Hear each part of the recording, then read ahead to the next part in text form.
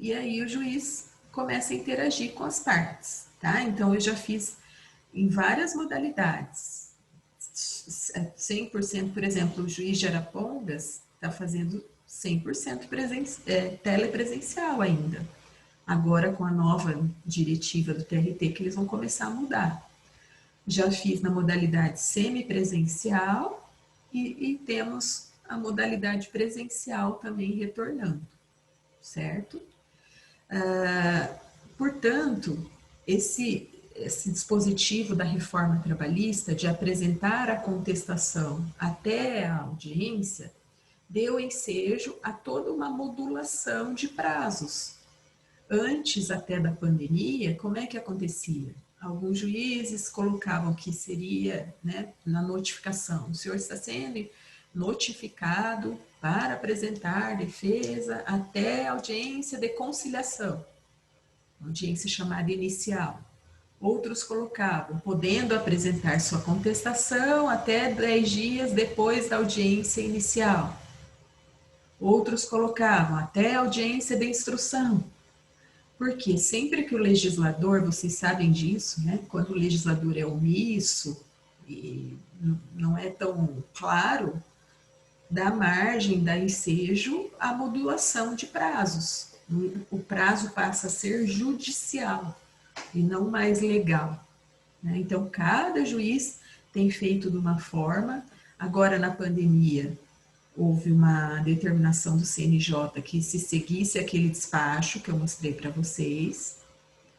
E aí temos feito dessa forma, né? Seguido estritamente o CPC, especificando as provas, se apresentar o rol, tem que cuidar daquela intimação que o advogado que faz, né? Os juízes do trabalho pedem para comprovar que você precisou intimar. Na Justiça do Trabalho, por força do 825 da CLT, as testemunhas são levadas para audiência sem intimação, tá? Então, independe de intimação, a regra geral. Porém, se a parte, né, entender necessário, ela tem que fazer essa modalidade do CPC, né, lá do 855, se não me engano, que coloca a forma que o advogado vai fazer uma espécie de intimação, coloca no correio, por AR, tudo certinho. Na Justiça do Trabalho, por que as testemunhas comparecem independentemente de intimação? Justamente pela natureza das provas, né? A prova ela vai se tornar frágil se a testemunha for intimada. Por quê? A reclamada vai saber quem é, pode procurar essa testemunha, de repente tentar suborná-la. Então, de propósito mesmo, pela natureza do processo trabalhista, que se quer que as testemunhas sejam levadas a convite, sejam levadas de surpresa, para não não desmerecer essa prova, para que ela não seja fragilizada. E outro detalhe é que quando a testemunha é intimada, ela não vai de bom grado, né?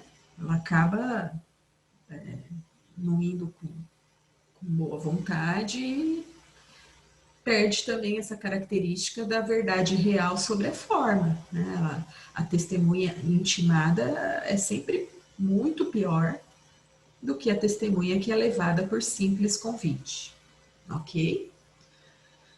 Eu queria saber de vocês, vamos ver onde a gente parou naquele material. Acho que nós não terminamos.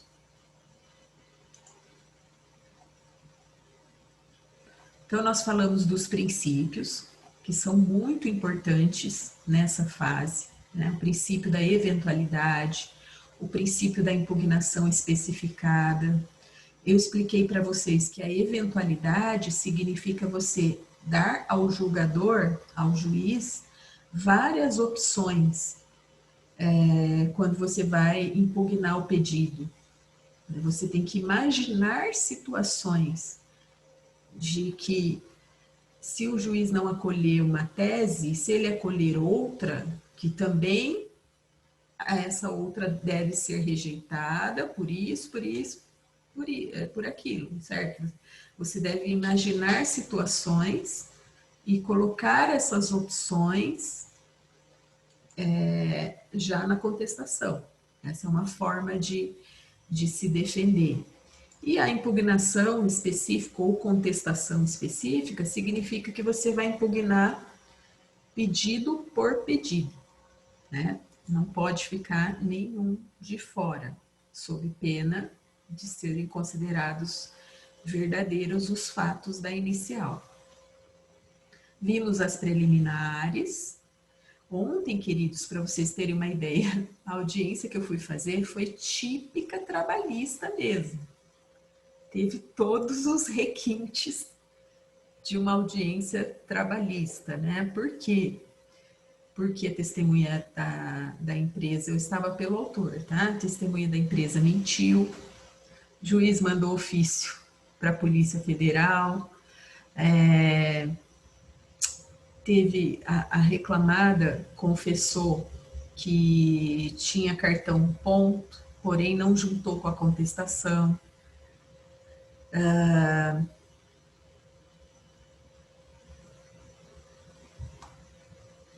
Teve contradita, né, que é quando você impugna a testemunha por aqueles motivos de suspeição ou impedimento. Razões finais orais, porque daí ele falou que não ia conceder prazo, porque não tem prazo para razões finais no processo de trabalho, daí eu tive que fazer oralmente. Então, muitas vezes vocês vão, foi uma audiência que durou 1h30, né? Muitas vezes vocês vão ser surpreendidos por instruções onde o advogado tem que exercer a oratória, né? Não tem como. E esse caso, a reclamada não tinha juntado o cartão e confessou que a jornada do autor estava no cartão. Quando não junta o cartão, segundo a súmula 338 do TST, e você diz que tem, prevalece a jornada da inicial. Aí eu fiquei feliz da vida, né? Estava lá com o meu cliente e o juiz falou, doutora, tendo em vista a confissão com relação à jornada, vamos ouvir a testemunha com relação a outros pontos. E foi o que aconteceu. Então, as preliminares de mérito ou apenas preliminares, que estão no 337 do CPC, vão ensejar, na maior parte das vezes, a extinção do pedido sem resolução de mérito, tá? Não é do processo todo, porque são, às vezes, alguns pedidos que são, por exemplo, da incompetência da Justiça do Trabalho. Às vezes, no meio daqueles 10 pedidos, tem um lá que visa a condenação criminal da reclamada. Então, o juiz, lógico, não vai extinguir todo o feito sem resolução de mérito, vai apenas extinguir não, né? Aquele dizer que é da incompetência da JT e aí oficiar, né, encaminhar a Justiça Federal para que ela apure aquele crime, digamos assim, que é pedido um crime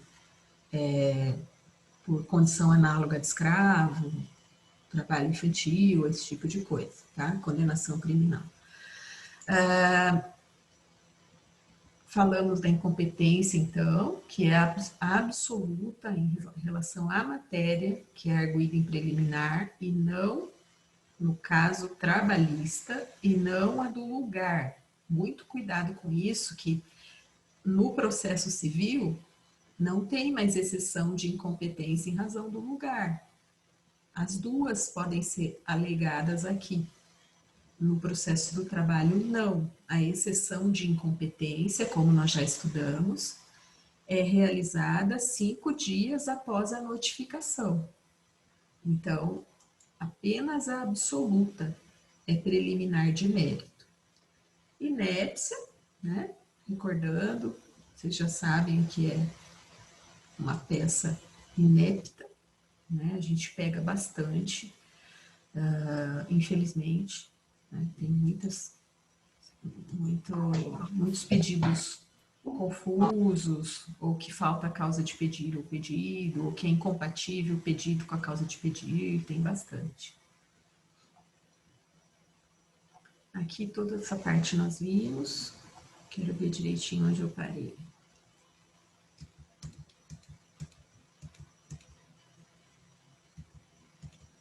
Falamos da convenção de arbitragem, né? Então, os hipersuficientes ou supersuficientes que existem agora com a reforma trabalhista são os empregados que ganham 2 vezes o limite máximo da Previdência, né? Que é 6 mil e uns quebrados. Então, eles podem pactuar com o empregador que, se houver qualquer litígio, esse litígio será dirimido pela arbitragem, né? Por justiça arbitral. Ele faz um pacto compromissório de arbitragem, tá? Apenas os hipersuficientes. A prescrição é a prejudicial de mérito mais utilizada em contestação, tá? É a mais utilizada. E vou mostrar para vocês daqui a pouquinho, no exame de ordem, como é que eles cobram a prejudicial de mérito da prescrição, né? Por que que ela é a mais utilizada? Porque a decadência, muito embora seja também uma prejudicial de mérito, ela existe em poucos casos trabalhistas, tá? Por exemplo, no inquérito para apuração de falta grave do dirigente sindical e também na ação rescisória, né? Que, se não observado o prazo de 2 anos do trânsito em julgado, o autor, né, é decadente no direito. Então, a gente tem situações restritíssimas. Já a prescrição, não, né? A prescrição, vocês sabem, são 2 anos, que é a chamada extintiva, aquela que vigora depois de extinto o contrato de trabalho, ou chamada também de bienal. Ela é muito utilizada. Vocês têm que lembrar daquela regrinha que nós estudamos no semestre passado, de que, se tiver aviso prévio indenizado, vai ser, na verdade, 2 anos e 1 mês, porque projeta o contrato 30 dias para frente. Então, muitas vezes vocês vão receber clientes que estão ali, sei lá, faltam dias, ou que passou, né? Ai, doutor, estou procurando, mas eu não sei se eu ainda tenho direito. Aí vocês vão fazer essa perguntinha básica, né? O senhor teve aviso cumprido ou indenizado? Porque, se teve indenizado, aí salva a questão de uma reclamação trabalhista. Se não teve, aí já é um pouquinho mais complicado, né? E existe a prescrição quinquenal. Então, as duas estão previstas no artigo 7º e artigo 11 da CLT, né?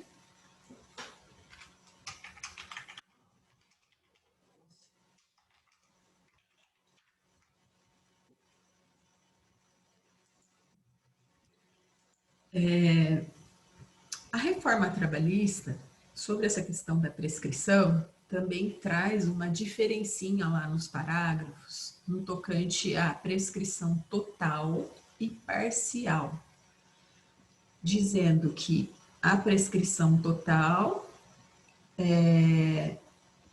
vou até pegar a redação para vocês verem, mas a prescrição total refere-se não a preceito de lei, mas ao pactuado com o empregador. Tá? Um exemplo, vou até colocar aqui um exemplo para vocês.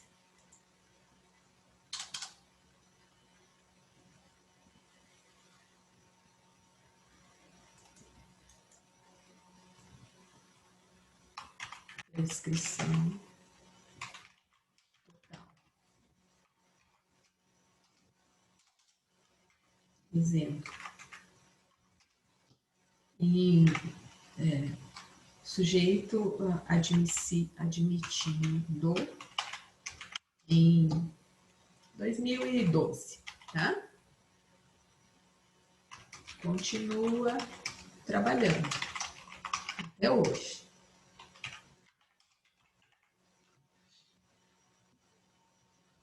Lá em 2015, janeiro de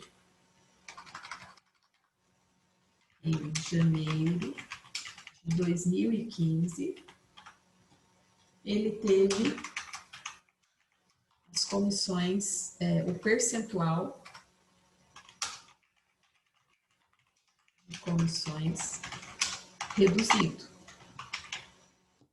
Então, ele ganhava 10% sobre as vendas pessoais,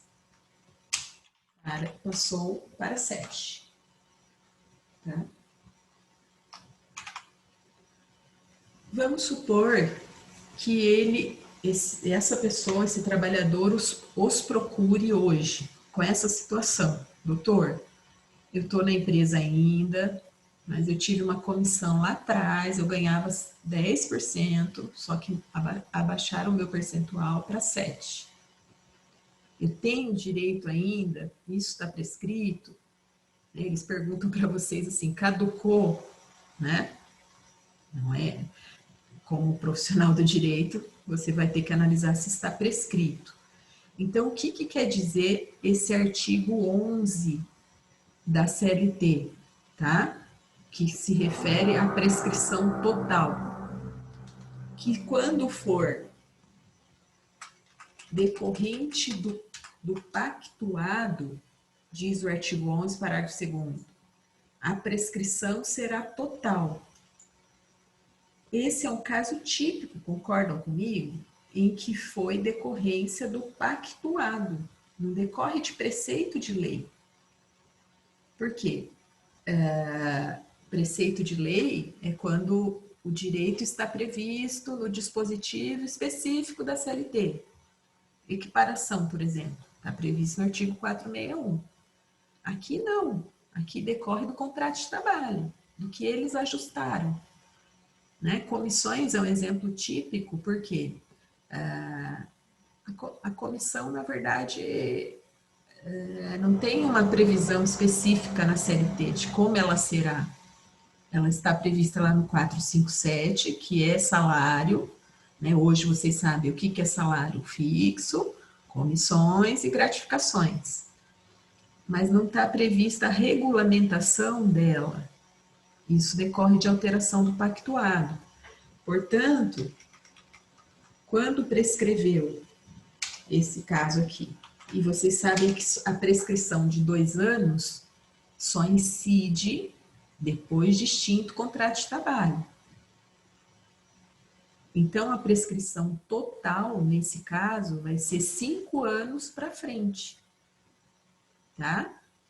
Em janeiro, prescrição total deu-se, nesse caso, em janeiro de 2020. Alguém não entendeu? Isso é prescrição total. Certo? Porque a de 2 anos, previsão expressa do 7/29, só se conta se extinto o contrato. Mas e a outra, a quinquenal? A quinquenal pode incidir no meio do contrato. Aí é quando o contrato está vigente. Esse é o exemplo típico de incidência da prescrição total. Em janeiro de 2020, o fulano aqui, o José, perdeu tudo. Perdeu o direito de a pretensão, né? Que, na verdade, a prescrição é o direito à pretensão.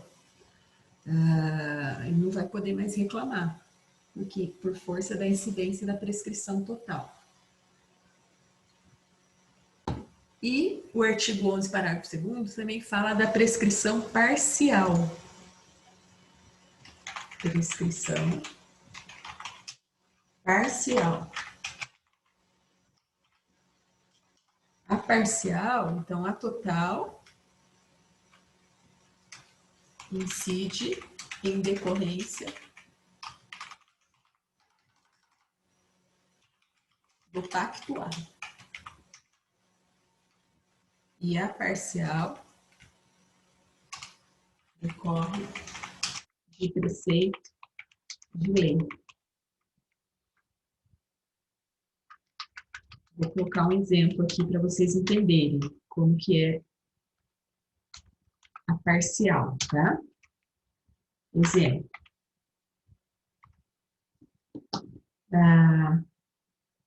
José quer a equiparação com Antônio, pois exerce a mesma função que ele desde 2015.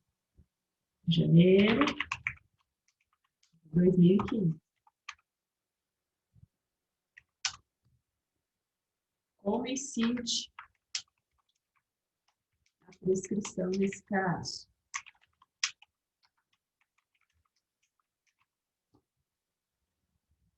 Como o próprio nome diz, e como o artigo 11 diz, ela vai ser parcial, ou seja, ela decorre de prestações sucessivas e vai incidir parcialmente.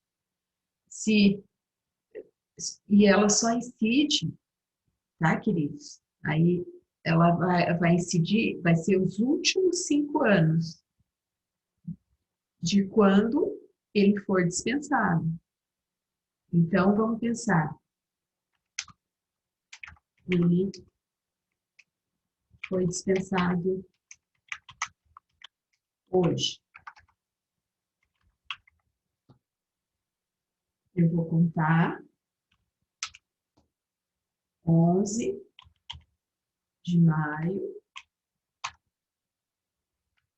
de 2016. Perceberam? Eu conto 5 para trás e não 5 para frente. Ou seja, vai fulminando o direito parcialmente. Deixa eu só pegar a redação para vocês entenderem direitinho essa questão importante.